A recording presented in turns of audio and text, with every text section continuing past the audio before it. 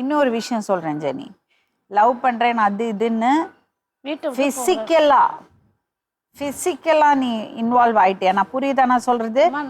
உடல் ரீதியாக இன்வால்வ் ஆகிட்டியானா அப்புறம் நீ ரொம்ப வருத்தப்பட வேண்டியிருக்கும். இதெல்லாம் பார்க்கறதுக்கு பிடிக்கிறதுக்கெல்லாம் நல்லா இருக்கும், நான் தைரியம்லாம் சொல்லுவேன். ஆனால் கையில் குழந்தையோடு நின்றுடுச்சுன்னா கல்யாணம் பண்ணாமல் கல்யாணம் பண்ணி கூட இந்த வயசில் வாழ்க்கை பூராவே போயிடும். அப்புறம் தேர்த்தி வரவே முடியாது. தயவு செஞ்சு அந்த தப்பு பண்ணாது. ஓகே?